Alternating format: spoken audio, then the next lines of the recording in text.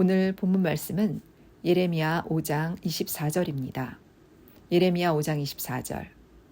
또 너희 마음으로 우리에게 이른 비와 늦은 비를 때를 따라 주시며 우리를 위하여 추수기한을 정하시는 우리 하나님 여호와를 경외하자 말하지도 아니하니. 할렐루야. 아멘. 귀한 찬양 감사드립니다. 제 소견에는 그냥 여기 방송으로 예배를 드신 분이 있는데 성가대가 안 보이니까 촬영에서 안 보이니까 그래요. 찬양하실 때 앞으로 나와서 더 어떨까 제 소견에 그렇습니다. 왜냐하면 이렇게 찬양으로 은혜를 받으신 분들이 있거든요. 그래서 이게 좀 어떨까 싶습니다. 오늘은 늦은 비와 추수 기간이라는 제목으로 말씀을 나누고자 합니다. 오늘 본문 말씀 보니까 예레미야 5장 24절 말씀이죠. 이른 비와 늦은 비가 등장합니다. 이른 비, 늦은 비. 그리고 그 이른 비와 늦은 비를 우리를 위하여 추수 기간을 정하셨다고 하셨어요. 우리를 위하여 추수 기간을 정하셨는데 이른 비와 늦은 비를 때를 따라 주셨다고 말씀을 하십니다. 첫 번째로 이른 비와 늦은 비와 연관돼서 잠깐 말씀을 드리길 원합니다. 이스라엘이라는 지역 자체가 되게 특이한 지역이에요. 거기가 지중해성 기후 그리고 아열대성 기후가 교차되는 곳이기 때문에 우리나라의 기후와는 전혀 다른 곳이죠. 예를 들어서 여름에는 비가 오지 않아요. 그러니까 여름에는 비가 오지 않습니다. 예를 들어서 5월부터 10월까지의 기간에는 이스라엘 지역은 비가 오지 않는 건기예요. 건기. 우리와는 전혀 다르지요. 우리는 여름에 아예 장마비가 이제 내리는 집중 폭우의 기간도 있는데 이스라엘 지역은 아예 오질 않습니다. 그러니까 5월부터 10월까지 생각하면 비가 오지 않는 건기예요. 완전히 땅이 메말라 있습니다. 메말라 있는 그런 건기 지역입니다. 그러다 보니까 5월부터 10월까지는 무슨 작물이 제대로 자랄 수 있는 상황이 안 되죠. 땅이 다 메말라 있으니까. 그리고 씨를 뿌려도 땅이 메말라 있기 때문에 이게 싹이 트고 자라서 열매를 맺을 수 있는 상황이 아닙니다. 그래서 언제부터 이 씨앗을 심느냐면 10월부터 우리가 그때 10월부터 비가 내리기 시작을 해요. 10월부터 비가 내리기 시작을 해서 언제까지가 비가 내리냐면 4월부터 5월 초까지. 10월부터 이제 10월 중순이나 4월 초까지가 우기예요. 비가 내리는 기간입니다. 그런데 10월에 내리는 10월 한 달, 10월부터 한 달 정도가 비가 내리기 시작하면 그때부터 땅이 어떻게 될까요? 적셔지잖아요. 촉촉해지죠. 촉촉해지게 되면 그다음부터는 씨앗이 땅에 떨어졌을 때 뿌리를 내리고 자랄 수 있는 환경이 마련이 됩니다. 10월경에 내려지는 그 잠깐의 비가 바로 이른비예요. 이른비라고 합니다. 그래서 이른비고 그 다음에 10월 그때부터 이제 잠깐 내리는 비를 이른비라 하고 그 다음에 4월 되기까지 그러니까는 11월부터 4월 되기까지가 겨울비입니다. 그때가 가장 비가 많이 내려요. 겨울비예요. 그리고 우기의 마지막 기간 4월부터 5월 초까지 내리는 비가 늦은 비라고 합니다. 늦은 비. 그러니까 10월부터 4월까지 4월 말 5월 초까지가 우기 기간인데 그때에 작물이 씨앗이 심겨져서 열매로 맺어져 수확이 되기까지 기간입니다. 그때까지가. 그래서 이스라엘이 생각하는 이스라엘의 기후와 우리나라 기후와는 전혀 다르기 때문에 성경을 읽을 때 그걸 염두를 해두시고 읽어야 돼요. 신명기 11장 14절 말씀 보시면 여호와께서 너희 땅에 이른 비와 늦은 비를 적당한 때에 내리시리니 너희가 곡식과 포도주와 기름을 얻을 것이요. 이스라엘 백성이 먹어야 될 그런 모든 곡식과 포도주, 그리고 기름까지 언제요? 우기 기간 동안에 심고 수확하기까지 우기 기간에 포함되어 있습니다. 그때 처음에 내려지는 이른 비, 그리고 맨 마지막에 내리는 비가 늦은 비예요. 그 가운데 내려지는 비가 겨울비. 그런데 보세요. 겨울비가 가장 기간이 길잖아요. 그리고 많은 비가 겨울비가 내리는 기간 동안 많이 열리거든요. 이른 비와 늦은 비는 우기가 시작할 때와 마무리될 때 잠깐 내려지는 비예요. 그러니까 강수량으로 따지자면은 겨울비가 내려지는 그 동안에는 70%의 비가 내리고, 그리고, 이른 비와 늦은 비는 15%씩 강수량을 따지면 가장 약하게 내리는 거죠. 근데 왜 성경에서는 겨울비를 언급하기보다는 이른 비와 늦은 비를 엄청 강조를 하면서 말씀을 하십니다. 왜 그럴까요? 왜? 중요하죠? 왜냐면 땅이 메말라 있는 상황에서 땅을 촉촉히 적셔주는 그 이른 비가 없으면 씨앗이 떨어진다 하더라도, 씨앗을 뿌린다 하더라도 어떻게 해요? 예, 뿌리를 낼 수 없기 때문에 식물이 자랄 수가 없어요. 그리고 마지막에 늦은 비가 내려지는 그 시기가 없으면 그것이 완전한 열매를 거둬서 수확할 수 있는 그때가 되지 않습니다. 성경은 영적으로 이른 비와 늦은 비가 그래서 되게 중요해요. 그래서 이른 비와 늦은 비를 계속 강조를 합니다. 요엘서 2장 23절에도 시온의 자녀들아 너희는 너희 하나님 여호와로 인하여 기뻐하며 즐거워할지어다. 왜 즐거워하냐? 그가 너희를 위하여 비를 내리시되 이른 비를 너희에게 적당하게 주시리니 이른 비와 늦은 비가 전과 같을 것이다. 이른 비와 늦은 비예요. 겨울비는 제가 성경에 찾는 거 없어요. 이른 비와 늦은 비예요. 계속 강조하시는 거예요. 이것은 하나님께서 무엇을 말씀하시기 위해서 우리에게 이른 비와 늦은 비를 말씀하셨을까? 일단은 영적인 부분에서 성경적인 그 의미를 찾아보자면 이른 비는 아까 말씀을 드렸던 것처럼 파종할 때, 씨를 뿌릴 때 필요한 비입니다. 씨를 뿌릴 때. 자, 그런데 이 씨를 뿌릴 때 필요한 이른 비를 히브리어로는 요레라고 해요. 요레, 어떤 이제 제가 막내 아들이 요레라는 말을 지만 사용을 했는데, 히브리어로 요레라는 말이 있어요. 그건 뭐냐면, 이른비를 나타내는 그 요레는 흩어 뿌리다라는 거예요. 씨를 어떻게 해요? 씨를 흩어 뿌릴 때, 우리가 이렇게 쭉 뿌리잖아요. 그런 의미를 가진 게 이른비예요. 그리고 가을 소나기라는 그런 의미도 있어요. 영어로는 샤워라고 하는데, 갑자기 내리는 소나기 있잖아요. 가을 소나기 또는 첫 번째 내리는 비라는 의미를 가진 게 히브리어로 요레라고 하고 그것이 바로 이른비입니다. 아까 말씀을 드린 것처럼 10월 말경, 중순문이나 말경부터 11월 말까지 그 사이에 내리는 비예요. 그래서 이 이른비가 내릴 때에 어떻게 되는 거예요? 씨를 파종할 수 있는 땅이 준비가 되는 겁니다. 씨를 파종할 수 있는 땅이 준비가 돼요. 자, 그러면 성경에서 씨는 무엇을 나타내느냐? 무엇을 나타내죠? 예, 마태복음 13장 18절 19절 보시면 씨 뿌리는 비유가 나오는데 그런즉 씨 뿌리는 비유를 들으라. 아무나 천국 말씀을 듣고라고 되어 있어요. 천국 말씀이 바로 씨로 비유가 되고 있습니다. 누가복음 8장 11절에도 씨는 하나님의 말씀이니라. 하나님의 말씀을 씨로 비유하고 있어요. 그런데 베드로전서 1장 23절에 너희가 거듭난 것은 즉 너희가 영적인 측면에서 육적인 측면에서 영혼육의 하나님의 말씀의 자녀로 새롭게 태어난 것은 그냥 씨 없는 썩어질 수밖에 없는 그런 인간의 사상 말이 아니라 썩지 아니한 씨로 된 것이라 라고 하셨습니다. 그 썩지 아니한 씨가 무엇이냐면 하나님의 살아있고 항상 있는 말씀이라고 하셨습니다. 시편 84편 6절에 저희는 눈물 골짜기로 통행할 때에 그곳으로 많은 샘의 곳이 되게 하며 이른 비도 은택을 입히나이다. 우리가 눈물 골짜기로 다닙니다. 눈물 골짜기라는 인생을 삽니다. 고난과 환난과 슬픔과 고독이라는 그런 삶을 살고 있는데 그곳에서 우리 마음 심령 가운데 말씀의 씨가 떨어지도록 하기 위해서 어떻게 하셨냐면 이른 비를 내리게 하시겠다는 거예요. 그렇게 말씀하셨어요?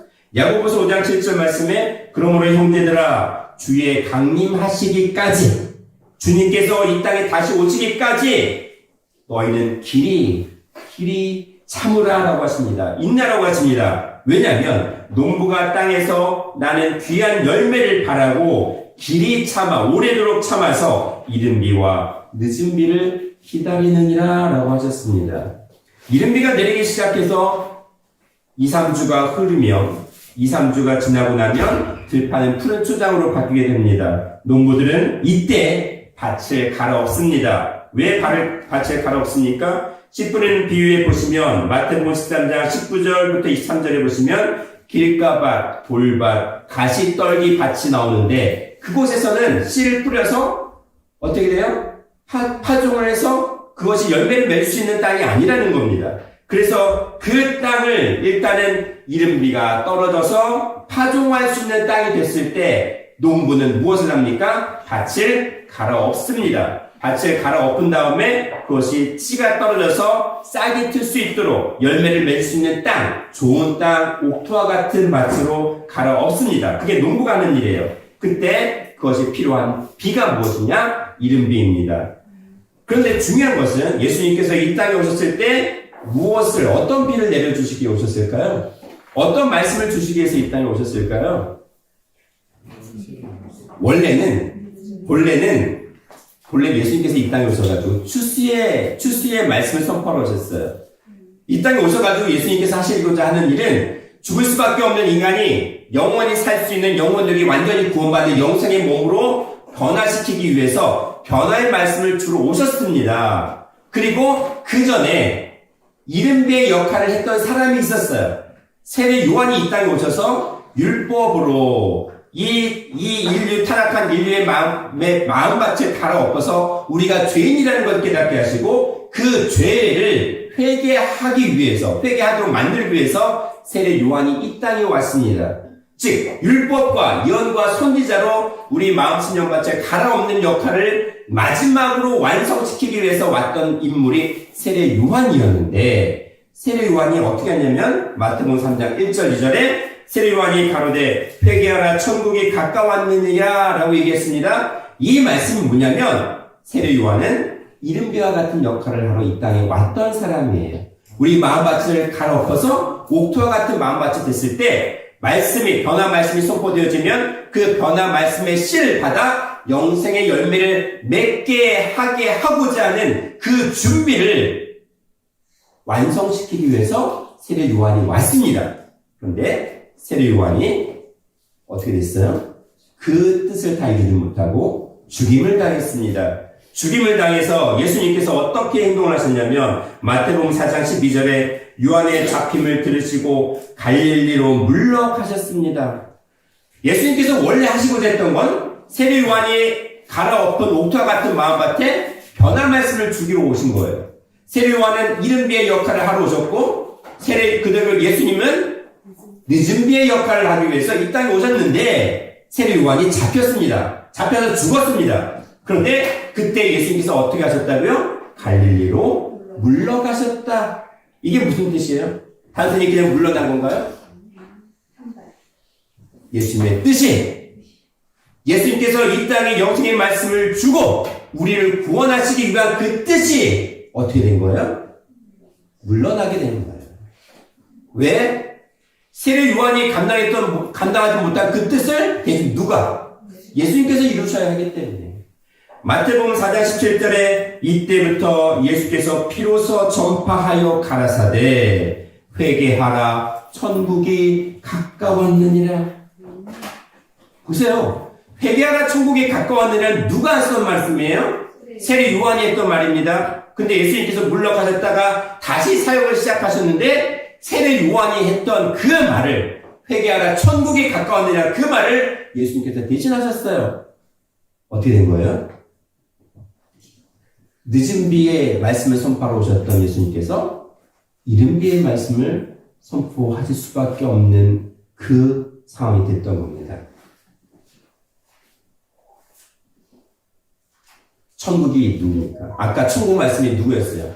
예수님 자신이 천국 말씀이었습니다. 근데 예수님 스스로가 밭도 갈아엎어야 되고 당신의 증거해야 되는 상황밖에 되지 않았다는 겁니다.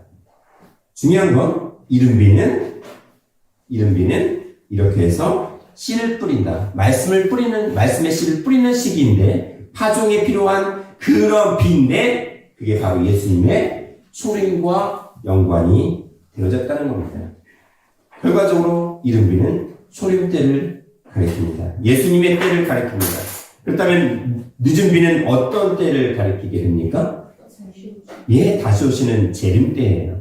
결실에 필요한 비가 바로 늦은 비라고 말씀을 드렸습니다. 우리가 완전히 다 결실해서 수확이 되는 그때에 필요한 비가 바로 늦은 비입니다. 이 늦은 비를 말코시라고 합니다. 히브리어로 말코시. 말코시는 봄비. 왜? 늦은 비가 아까 4월경에 내리는 비라고 했잖아요. 그러니까 봄비예요. 그러니까 우리나라 연관적으로 생각하면 안 되십니다. 이스라엘의 늦은 비는 봄비인데 그때 열매를 어떻게 해요? 수확하는 계절이 됩니다. 그래서 이 말코시는 말카쉬라는 그 라카시라는 말에서 파생이 됐는데 언제냐면 마지막 때에 나중에 수확하다, 추수하다라는 그런 의미를 가지고 있어요. 말코시 자체가 언제예요? 마지막 때, 나중에 수확하다라는 의미를 가지고 있습니다. 이미 늦은 비라는 결국 뭐냐면 마지막 때의 의미를 가지고 있고 마지막 때에 어떻게 돼요? 우리가 열매로 성숙되어 있지 못하면 수확되지 못한다는 거예요. 우리가 온전한 열매로 성숙하게 되어 있으면 어떻게 된다는 거예요? 추수가 되어진다는 겁니다. 어디에? 천국 곳간에. 즉 영원한 구원을 받는다는 얘기입니다. 늦은 비는 아까 봄이라고 말씀드렸잖아요. 봄의 작물 또는 봄비라는 의미를 가지고 있습니다. 곡식의 결실, 곡식의 열매를 좌우하는 요긴한 비입니다. 늦은 비는 겨울 우기 동안 자란 그 모든 곡식들이 충실하게 열매를 맺게 하는 비입니다. 스가랴 10장 1절 보시면 봄비 때에 라고 해서 봄비라고 번역이 되어 있어요. 이 봄비가 바로 늦은 비입니다. 봄비 때에 여호와께서 곧 번개를 내는 여호와께서 비를 구하라 라고 하십니다. 왜냐하면 소낙비를 내려서 아까 봄비는 소낙비라고도 말씀을 드렸어요. 소낙비를 내려서 밭의 채소를 각 사람에게 주리라고 되어 있는데 여기서 소낙비는 이른 비의 소낙비가 아니라 늦은 비의 소낙비를 말씀을 드리고 있습니다. 현대의 성경은 봄철에 여호와께 비를 구하라. 비구름을 만드시는 이는 여호와이시다. 그가 모든 사람에게 소나기를 내려서 밭에 채소를 자라게 하실 것이다 라고 되어 있습니다. 욥기 29장 23절에 그들이 나 바라기를 비같이 하였으며 입을 벌리기를 늦은 비 기다리듯 하였으므로 잠언서 16장 15절에 왕의 회색에 생명이 있나니 그 은택이 늦은 비를 내리는 구름과 같으니라 이렇게 되어 있어요. 하나님의 말씀을 기다리는데 어떻게 기다렸냐면 비같이 기다렸대요. 어떤 비? 입을 벌리기를 하나님의 말씀을 사모해서 그 말씀으로 입을 벌려서 그 말씀을 받기를 간절히 바라는 마음이 늦은 비를 기다리는 마음처럼 기다렸다는 겁니다. 늦은 비가 뭐예요? 변화 영생의 말씀, 재림 주가 오셔서 이 땅에서 주시는 생명의 말씀, 마지막 때의 말씀, 그 늦은 비를 입을 크게 벌려서 기다렸다고 되어 있습니다. 기다리라고 명령하고 계십니다. 이러한 이른 비와 늦은 비를 때를 따라 주신다고 하셨어요. 이른 비와 늦은 비를 예레미야 5장 24절에 이른 비와 늦은 비를 때를 따라 주시는 하나님이라고 언급이 되어 있는데 여기서 때를 따라라고 되어 있는 에트라는 히브리어는 뭐냐면 어떤 일이 일어나는 특정한 때를 가리킵니다. 그냥 일반적인 시간을 가리키는 게 아닙니다. 어떤 일, 특별한 일이 일어나는 특정한 때를 가리키는 것이 바로 에트를 가리키는 때를 따라입니다. 신명기 21장 14절과 요엘서 2장 23절에서는 이 때를 따라는 에트를 적당한 때에 내리시는 이라고 번역을 되어 있어요. 적당한 때. 적당한 때라고 번역을 하고 있어요. 자, 그러면 이 때를 따라는 것은 초림과 재림의 말씀을 통해서 즉 우리에게 주시는 영생의 말씀을 통해서 영생 변화에 이르게 하는 열매를 맺는다고 하시는 겁니다. 맺게 하신다는 겁니다. 야고보서 5장 7절에 그러므로 형제들아 주의 강림하시기까지 길이 참으라. 보라 농부가 땅에서 나는 귀한 열매를 바라고 길이 참아 이른 비와 늦은 비를 기다리나니 라고 되어 있어요. 보세요. 주의 강림하시기까지 기다리라는 겁니다.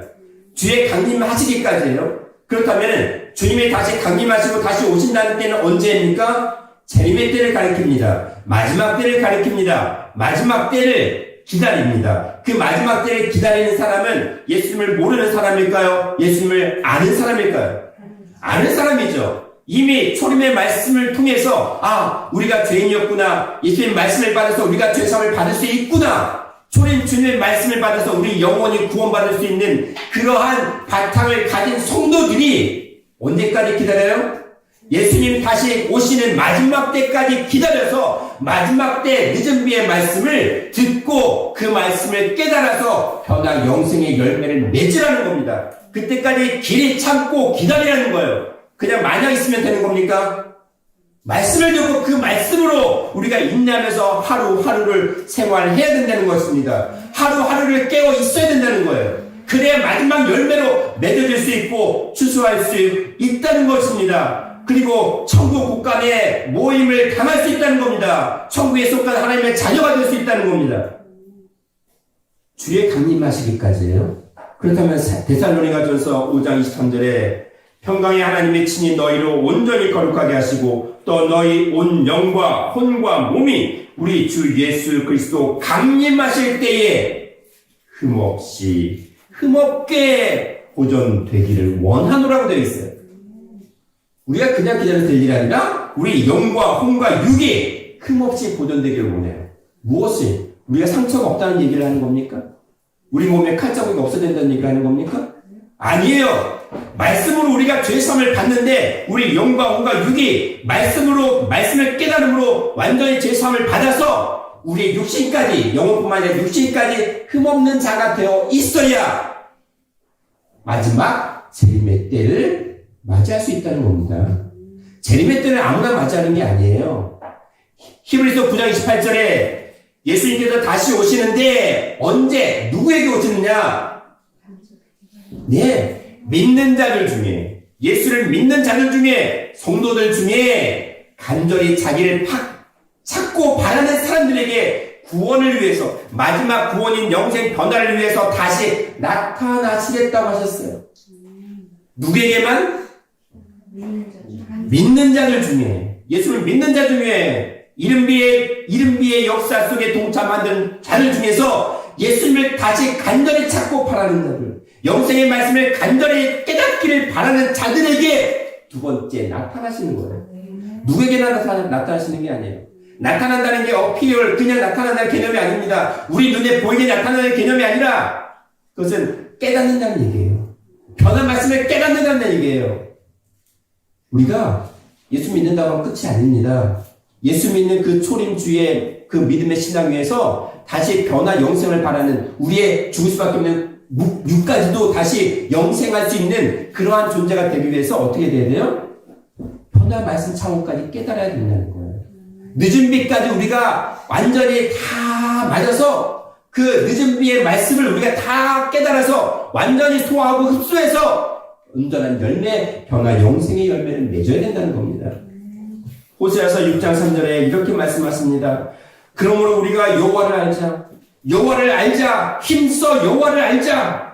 그의 나오심은 새벽빛같이 일정하니 비와 같이 땅을 적시는 늦은 비와 같이 우리에게 임하시리라. 보세요. 마지막 재림주는 어떻게 임하십니까? 새벽빛 같이 임하십니다. 새벽빛이 뭐예요? 새벽빛. 슈하르라는 새벽빛이 무엇이냐면 여명, 돌특령 또는 아침, 일찍, 그리고 뭐예요?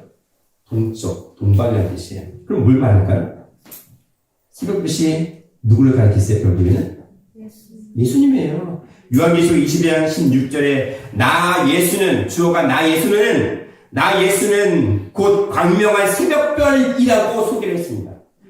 요한계시록 22장 마지막 장이에요. 요한계시록 마지막 장에 예수님께서 자신을 소개하시는데 뭐라고 소개했어요? 요한계시록 마지막 때 재림주의 예언을 그리고 변화 말씀을 선포하신 심판의 장이기도 하고 마지막 구원의 장이기도 합니다. 나 예수는 광명한 새벽별이라고 소개를 했습니다. 무엇입니까? 새벽별로 오시는 분이에요. 광명한 분이에요. 동쪽, 영원한 해가 떠오르는 동쪽, 동방에서 오시는 분입니다. 동쪽이에요. 광명한 새벽별로 오시는 예수님이 바로 늦은 비라고 말씀하신 겁니다.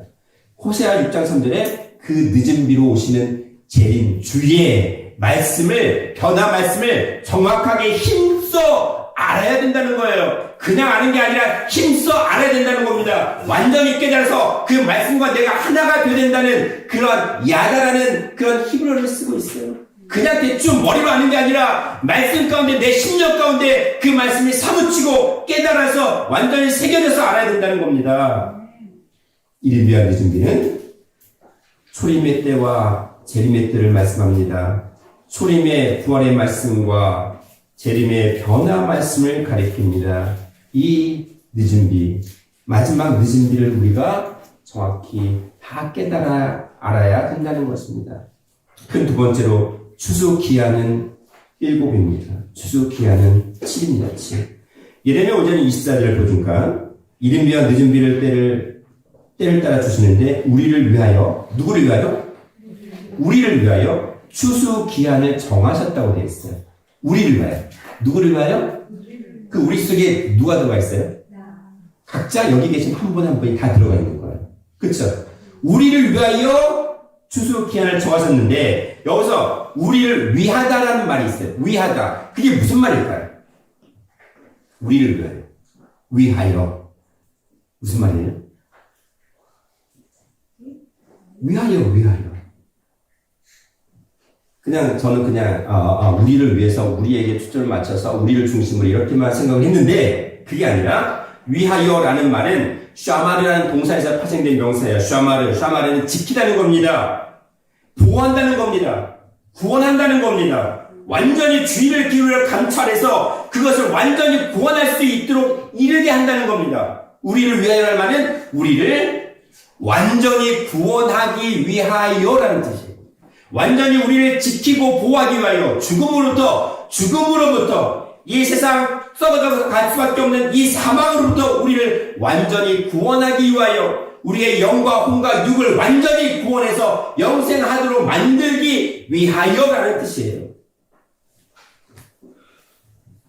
그리고 두 번째로 추수기간을 정하셨다고 되어 있어요. 추수기간을 정했습니다. 여기서 추수기간이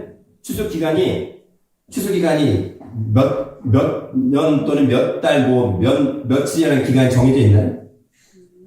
추수기간에 날짜가 나왔나요? 안 나왔죠? 안 나왔어요? 근데 히브리 원문에서는 샤부아라고 되어 있어요. 샤부아. 이 추수기간에 해당하는 그 기간이 샤부아인데, 이 샤부아는 7을 나타내요. 7. 7인데, 7만 나왔지, 그것이 7이라는 날짜인지, 아니면 달인지, 년인지 알 수가 없어요. 그냥 7이에요, 7. 단순히 7을 가리킵니다. 7을 가리켜요. 7의 기간인데, 7에 해당하는 기간이 날인지, 달인지, 년인지 알 수가 없어요. 그냥 7만 나왔어요. 왜? 추수기간이 우리를 위한 추수기간, 우리를 구원하시기 위한 기간 7일로 언급이 됐을까요? 맞습니다. 완전수예요, 완전수. 우리가 영과 혼과 육이 완전히 구원받아서 사망치 아니하고 죽지 아니하고 영원히 사는 완전한 구원을 나타내기 위해서 7이라는 말을 쓰신 겁니다. 왜냐하면 이 쉐바라는 말에서 파생이 됐는데 이 쉐바라는 말은 거룩한 완전수로서의 7을 나타냅니다. 영원한 무한대의 수를 가리키는 7을 가리켜요. 왜 무한대의 수이고 왜 완전하고 거룩한 수일까요? 왜냐하면 7은 완전수인데 왜 완전수냐면 하늘의 완전수 성부, 성자, 성령 3 그리고 땅의 완전수 동서남북 4죠. 그렇다면 4는 타락한 인류 역사 각자 나입니다. 죽을 수밖에 없는 각자 나예요. 각자 내가 4예요. 근데 성부, 성자, 성령 삼위일체되신 생명의 말씀이 바로 3이에요. 하늘이 3이에요. 땅은 4예요. 그런데 그 땅이 공허와 혼돈과 흑암이 깊음 있는 창세기 1장 2절의 상태, 타락한 상태의 땅에 빛이 있으라 하심에 빛이 있었고가 됐죠? 그 빛은 하늘의 빛이에요. 생명의 빛이에요. 즉 땅이 하늘을 만났을 때 7이 되는 겁니다. 어둠이 빛을 만났을 때 7이 되는 거예요. 그 죽음의 상황이 영원하신 하나님의 말씀을 만났을 때 7이 되는 거예요. 그래서 완전한 수예요. 그리고 완전한 수인데 어떤 완전한 수입니까? 한계가 있는 완전한 수가 아니라 영원한 완전한 수이기 때문에 이 7은 무한대의 수라고 일컬어지고 있습니다. 그것이 쉐바예요. 쉐바에서 파생한 샤부아입니다. 그 7 추수 기간이 7이라는 겁니다. 그러면 우리는 그 7 추수 기간이 7에 해당이 됩니까? 말씀을 만나셨습니까? 이른 비와 늦은 비를 통해서 그 영생 변화의 말씀을 온전히 깨달으셨습니까? 그 추수 기간에 해당되지 않으면 추수가 될 수가 없다는 겁니다. 그 영생의 말씀의 변화를 깨닫지 못하면 그 7, 완전한 7에 해당되지 못하면 영원한 영생의 말씀의 7에 해당되지 못하면 추수될 수 없다는 것입니다. 그래서 이 7, 영생 변화의 말씀을 깨닫게 하고자 하는 그 7을 정하셨다고 되어 있어요. 정했습니다. 우리의 영원한 완전한 구원을 위해서 추수 기간인 7을 정하셨어요. 그 정하신 게 무엇입니까? 정하신 게 뭐예요? 우리가 정하다 할 때 어떤 의미를 사용하게 되냐면 어떤 율법, 어떤 규칙, 그리고 어떤 그 조례를 정하다, 결정하다라는 말을 많이 쓰고 있는데 여기서 성경에서 정해지는 것은 어떤 율법을 선포하는 겁니다. 어떤 하나님의 율법을 명령하는 거예요. 그것을 포고해서 그것을 입법화시키는 겁니다. 그것을 어떤 규례와 법도로 만드는 건데 이것은 율례와 율법을 만들어서 이렇게 지켜야 하느니라고 하는 십계명과도 같은 얘기예요. 이것을 호크라고 합니다. 호크에서 파생한 후카가 정하다에 해당되는 말인데 그러면 무엇이냐? 율법을 정하고 하나님의 십계명을 정한다는 말은 이 호크라는 말은 어디에서 나왔냐면 하카크라는 말에서 나왔어요. 하카크라는 동사에서 왔는데 무엇이냐면 새겨 파는 겁니다. 칼부예요. 인그레이브예요. 새기는 겁니다. 기록하는 겁니다. 어디에? 내 마음 심령판에 기록하는 게 바로 율법을 정하는 거예요. 자, 그러면 무엇입니까? 하나님의 말씀의 법을 우리 마음 심령판에 두는 것입니다. 우리 마음 심령판에 기록하는 거예요. 결국 무엇이냐면 우리의 영원한 구원을 위해서 추수기간, 즉 7이라는 숫자를 정하셨다는 건 우리 영원한 구원을 위해서 영생 변화의 말씀을 어디에? 내 마음 심령판에 기록하는 것, 그것이 바로 깨닫는 것이라는 거죠. 그렇게 되면 늦은 비에 추수기간에 포함이 된다는 거예요. 영생 변화의 말씀을 듣고 깨닫게 되면 7에 해당하면 추수할 수 있는 영생의 곡식이 되어진다는 겁니다. 그럼 영생 변화의 곡식으로 열매를 맺게 된다는 겁니다. 그것이 바로 우리가 맞이해야 될 추수감사절입니다. 추수감사절의 대상은 누가 주인공이 돼야 돼요? 네? 누가 주인공이 돼야 돼요? 우리가 하나님 앞에 이제 여성교회가 어제 너무 열심히 준비하셔서 청소도 하시고 이런 열매들을 같이 또 내주시고 같이 또 꾸미시고 그런 마음을 준비하셨잖아요. 자, 그러면 이것이 나타내는 것은 무엇입니까? 여기 포도도 있고 호박도 있고 감도 있고 귤도 있고 여러 가지 열매들이 있어요. 배추도 있고 무도 있네요. 그렇죠? 토마토도 있네요. 이 열매들이 나타내는 상징성은 누구를 가리키는 겁니까? 각자? 누구? 각자 나예요. 각자 나예요. 내가 열매가 되어야 되는 거죠. 내가 열매를 누구 앞에 드려지는 겁니까? 하나님 앞에 드려지는 거예요. 거기에 내가 빠지면 이거 아무 의미가 없어요. 추수감사절인데 아무 의미가 없어요. 열매로 내 자신이 말씀 앞에 온전한 구원의 열매로 완성된 자, 영생할 수 있는 존재로 완숙한 자, 성장한 자가 되는 것이 바로 추수감사절의 기본적인 본질이라고 할 수 있는 겁니다. 이제 더 좋은 약속의 모든 성도들은 영생의 7회, 영생 변화의 말씀의 7에 해당하는 그러한 늦은 배의 열매를 맺어서 추수 곡간에 온전히 천국 국간에 온전히 채워지는 그런 축복의 열매를 맺으시기를 간절히 축원드립니다. 기도합니다.